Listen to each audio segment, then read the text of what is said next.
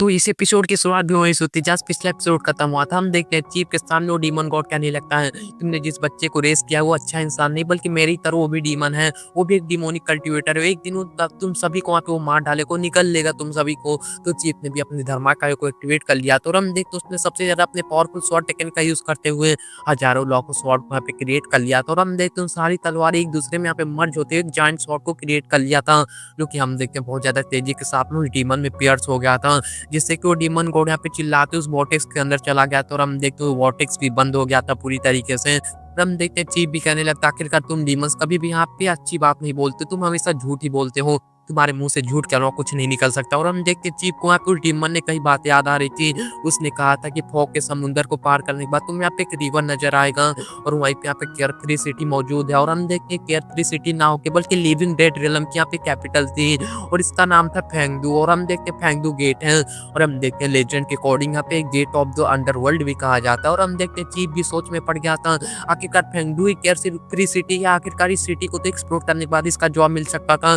तभी हम देखते वहाँ पे अचानक से एक बहुत बड़ी यहाँ पे आइडेंटिटी आ गई थी। वो कहने लग के फेंगडू सिटी यहाँ पे बस यहाँ पे मरे लोग ही आ सकते हैं, तुम यहाँ पे जिंदा लोग नहीं आ सकते, तुम्हें तो वहाँ पे आना भी नहीं चाहिए था। जिस पे चीफ भी कहने लगता है तुम भी तो वहाँ पे जिंदा हो, तुम यहाँ पे कैसे आ गए, आखिरकार बताओ। तो आइडेंटिटी भी उन्हें बताने लगता है, मैं हूँ चीसुई और मैं यहाँ पे फेंडू सिटी के राजा के लिए यहाँ पे नाइट गार्ड का काम करता हूँ। और आखिरकार बताओ ग्रेट डाजू और फेंडू में जो भी लोग यहाँ पे घूमने आते हैं उन्हें मैं कैच करता हूँ। जिस पे चीफ भी कहने लगता है, आखिरकार वो डीमन गॉड भी तो यहाँ पे क्रिमिनल है, आखिरकार तुमने उसे तो पनिशमेंट नहीं दी, आखिरकार तुमने हमारे जैसे लोगों को यहाँ पे हंट डाउन करने में अपना वक्त जाया कर रहे हो। जिस पे वो चीज भी जवाब देती हुई कहने लगता है, आखिरकार जो डीमन गॉड है उसके यहाँ पे उसके किए की सजा जरूर मिलेगी। और सच बताओ अगर देखा जाए तो तुम भी जिंदा हो यहाँ पे आए हो, तुम भी यहाँ पे क्रिमिनल हो। और आखिरकार बताओ अगर तुम्हें यहाँ पे जिंदा वापस जाना है तो तुम्हें यहाँ पे कीमत चुकानी पड़ेगी। जो सुन के तो चीफ भी थोड़े से हैरान हो गए थे और हम देख तो पूछ रहे थे, आखिरकार बताओ तुम मुझसे क्या चाहते हो। तो हम देखते वो जो चीज हुई था वो भी उन्हें बता रहा था कि हमारे फेंगडू के राजा को तुम बहुत ज्यादा यहाँ पे पसंद आए हो, इसलिए वो चाहते हैं कि वो तुम्हारे सामने शर्त रखती है, तुम यहाँ से अभी तो जा सकते हो पर जब तुम्हारी यहाँ पे मौत होगी तो तुम्हें यहाँ पे हमारे फेंगडू सिटी में ही आना पड़ेगा।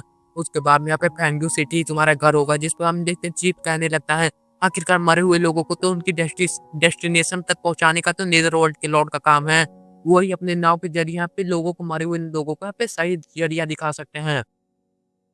तो यहाँ पे तुम्हारे सिटी का लॉर्ड यहाँ पे नेदरवर्ल्ड के लॉर्ड के साथ में यहाँ पे क्यों कम्पीट करना चाहता है, वो भी मेरे जैसे बुड्ढे के लिए।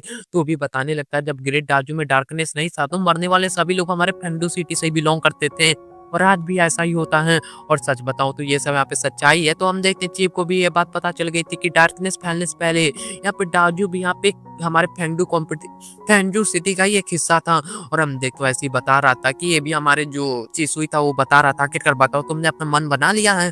जिस पे चीफ भी कहने लगता, आखिरकार चलो ठीक है मैं तुम्हें सच बताऊं तो लिविंग डेड रिलम में तो जिंदा लोग मारे जाते हैं और मरे हुए लोग यहाँ पे जिंदा हो जाते हैं। इसका मतलब यहाँ पे मौत ही यहाँ पे एक नई जिंदगी है। और सच बताऊं अगर मरने के बाद मैं यहाँ पे दोबारा से आके यहाँ पे जिंदा हो सकता हूँ तो आखिरकार मैं मौके को क्यों यहाँ पे जाने दूंगा।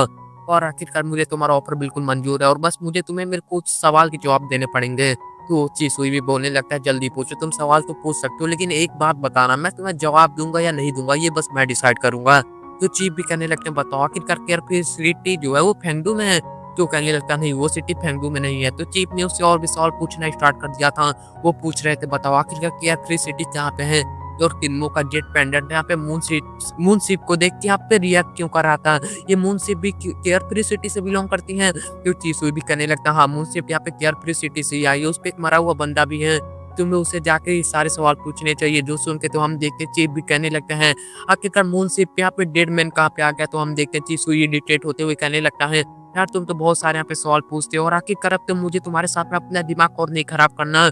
और आखिरकार देखो वो डेड मैन जाग चुका है, जाके उससे तुम बातें कर लो। और हम देख तो कहने लगता तुम अपना किया हुआ वादा बिल्कुल मत भूलना, याद रखना जब भी तुम मरोगे मैं तुम्हें खुद लेने आऊंगा। और हम देख वहाँ पे बोल रहा था कि तुम उस निदर वर्ल्ड के लॉर्ड के साथ में नहीं जाना, इतना कहते वो चला गया था। और हम देखते चीप यहाँ पे दोबारा से उससे सवाल पूछने लगे थे, आखिरकार बताओ नेदर वर्ल्ड के लॉर्ड और फेंगडू की दरारें कब से पड़ गई। और चीसू उनके बिल्कुल यहाँ पे सवालों से तंग आके अपनी स्पीड बढ़ा दी थी, वो बहुत ज्यादा तेजी के साथ वहां से भाग गया था। और मून सीक यहाँ पे सेफ, और हमें दिखाया जाता मून जो सिप थी वो सेक होते हुए यहाँ पे पूरी तरीके से वही इमोशनल सॉन्ग आ रहा था। और हम देखते हमारा मेन कैरेक्टर यहाँ पे आ गया था जो कि अपने ग्रैंडपा का इंतजार कर रहा था, तभी वहाँ पे घोस्ट फैरी आ गई थी। तभी किन्मो ने नोटिस किया जो यहाँ पे चिलम फूकने वाला जो डीमन था वो भी उसका पीछा छोड़ने के लिए यहाँ पे बिल्कुल तैयार नहीं था।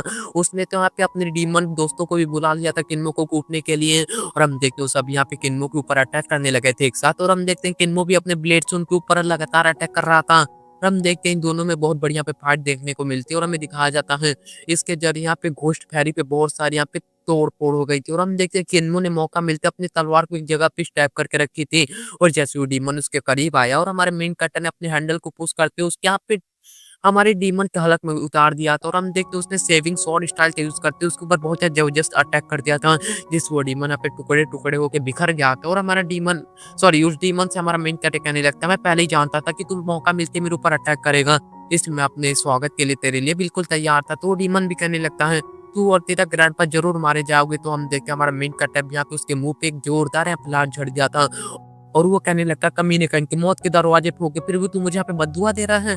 तुझे पता ही नहीं है मेरे ग्रैंडपा चीफ कितने ज़्यादा पावरफुल हो, तेरे जैसे डीमन तो उनका बाल तक नहीं उखाड़ सकते हैं। और अब देखते हैं दूसरी तरफ यहाँ पे चीफ को देखते हैं जो कि मून शिप पे पहुंच गए थे। वहाँ की तोड़-फोड़ देख के तो चीफ भी समझ गए कि यहाँ पे बहुत बड़ी यहाँ पे भयानक बैटल हुई थी। और हम देखते हैं वहाँ पे जो मौजूद यहाँ पे मोरल यानी कि पेंटिंग थी उन्हें देख के उसे पता चला कि यहाँ पे जो मून शिप के जायंट थे उसने डार्कनेस के जो मौजूद जो डीमन थे उनके साथ में बहुत बड़ी फाइट की थी। मतलब कि मून हर्डर्स भी सन हर्डर्स की तरफ प्रोटेक्टर हैं। उनका काम था कि मून की मदद से यहाँ पे डार्कनेस को खत्म करना और हमारा किन्नो तो ना ही सन हर्डर की तरह दिखता है ना ही मून हर्डर की तरह दिखता है। पता नहीं किन्नो का ओरिजिन क्या होगा और हम देखते मून शिप पे लगे हुए यहाँ पे चांद को देखते हैं जो कि बहुत ज्यादा यहाँ पे डैमेज हो गया था और हमें दिखाया जाता है वो कहने लगता है कि जब भी यहाँ पे मून डिस्टर्ब हुआ उसके कुछ ऑर्क्स यहाँ पे क्रैक होते हुए शिप के ऊपर यहाँ पे हिट हो जाते हैं जिससे कि मुनसिप और भी ज़्यादा यहाँ पे डैमेज हो गई और जब ग्रेट बैटल हुई उसके बाद ये बैटल यहाँ पे पूरी तरीके से शिप को ट्रैप कर दिया था। और जो मुझे यहाँ पे पहले सॉन्ग सुनाई दिया था वो किसने गाया, आखिरकार यहाँ पे तो कोई जिंदा नहीं है और चीप उसी पर्सन को ढूंढ रहे थे जो कि यहाँ पे पूरी शिप को चला रहा है। तभी मून हर्डर की आवाज आई थी जो कि कहने लगता शायद तुम मुझे ही ढूंढ रहे हो। और चीप जहाँ पे खड़े थे वहाँ पे वो मून हर्डर की बॉडी थी जो कि मून शिप के साथ में पूरी तरीके से मर्ज हो गया है।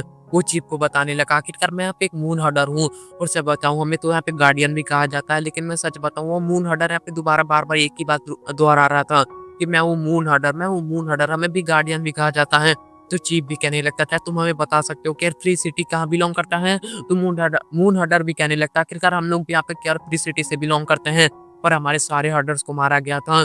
हमारे हर्डर्स की हालत ऐसी कर गई थी कि उनके बॉडी को जोड़ा भी नहीं जा सकता है। मैं डरपोक था इसलिए मैं यहाँ पे जंग से भाग निकला था। मैंने अपने साथियों को मरने के लिए वहाँ पे छोड़ दिया था। और हम देखते हैं मून हर्डर यहाँ पे मायूस होकर रोने लगा था। चीफ भी समझ गए थे कि इसका माइंड काम नहीं करता है और हम देखते हैं इससे यहाँ पे कोई भी इसके यहाँ पे इंफॉर्मेशन नहीं मिल पाई और हम देखते वहाँ से चले गए थे। और हमें दिखाया जाता है उन्हें यहाँ पे मून हर्डर के लिए बहुत ज्यादा बुरा लग रहा था और हमें दिखाया जाता है कि इन्होंने देखा उसके सामने का रास्ता यहाँ पे बंद होने वाला है और हम देखते अगर वहाँ पे जल्दी से बाहर नहीं गया तो हमेशा के लिए यहाँ पे डार्कनेस में कैद हो जाएगा। और हम देखते उतने में यहाँ पे फेरी वाले को एक कॉइन देते हो, हमारे चीफ भी उस बोट में पहुंच गए थे और उन्हें देख के तो वहाँ पे हमारे मेन कैरेक्टर की जान में जान आ गई थी। चीफ ने देखा वो बैरियर जल्दी क्लोज होने वाला है, वो तुरंत यहाँ पे किन्नो को लेके फ्लाई करते वहाँ पे तुरंत ही आगे की तरफ बढ़ने लगे थे और वहाँ पे डार्कनेस जो था वो भी उनका पीछा कर रहा था पर हम देखते वो दोनों को ट्रैप कर पाए उससे पहले यहाँ पे लोग बाहर चले गए थे डार्कनेस से और इन्होंने फाइनली एक रात यहाँ पे डार्कनेस में गुजार ली थी। और हम देखते हैं चीफ को यहाँ पे किन्नो बता रहे थे इसी वाटरफॉल के अंदर यहाँ पे डार्कनेस की ओपनिंग थी वो तो अब क्लोज हो गई है। जिस पे यहाँ पे चीफ बता रहे थे बस रात की वक्त यहाँ पे लिविंग ऑफ डेड रियलम का यहाँ पे रास्ता पे पूरी तरीके से ओपन होता है और सूरज के पहली किरण के साथ वो बंद हो जाता है। कोई नहीं जानता कि दिल के उजाले में यहाँ पे लिविंग डेड रियलम कहाँ पे जाके छुप जाती है। वैसे तुम यहाँ पे बहुत ज्यादा स्मार्ट हो जी कि तुमने मेरे यहाँ पे दिए हुए सिक्के को कलेक्ट कर लिया था। पर किन्मो बहुत ज्यादा नाराज था, वो कहने लगता जेट पेंडेंट के यहाँ पे गाइडेंस के साथ हम लोग केयर फ्री सिटी को ढूंढ नहीं पाए। जिस पे यहाँ पे चीफ कहने लगते तुम्हारी ये पेंडेंट यहाँ पे केयर फ्री सिटी को सेंस नहीं कर रहा था बल्कि इसने तो मून शिप को यहाँ पे पूरी तरीके से सेंस किया था क्योंकि मून शिप भी यहाँ पे केयर फ्री सिटी से बिलोंग करती है।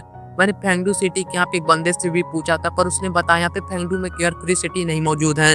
तो किन्मो से यहाँ पे फेंगडू के बारे में पूछता है तो चीफ बताने लगता है फेंगडू यहाँ पे लिविंग डेड रियलम की कैपिटल सिटी है जहाँ पे बहुत सारे यहाँ पे केयर फ्री सिटी मौजूद नहीं है। इसलिए यहाँ पे मुझे जहाँ तक लगता है केयर फ्री सिटी इस दुनिया के सबसे मिस्टीरियस जगह है। और मैं सच बताऊँ अगर तुम्हें अपने ओरिजिन के बारे में जानना चाहते हो तो तुम्हें और भी ज्यादा यहाँ पे थोड़ा सा इंतजार करना होगा। जिसके बाद ही में लोग अपने विलेज की तरफ रवाना हो गए थे और किन्मो अपने दिल में सोच रहा था द ग्रेट डाजू नेदर वर्ल्ड और यहाँ पे फेंगडू और आखिरकार ये लोग डार्कनेस में छुपी हुई दुनिया है।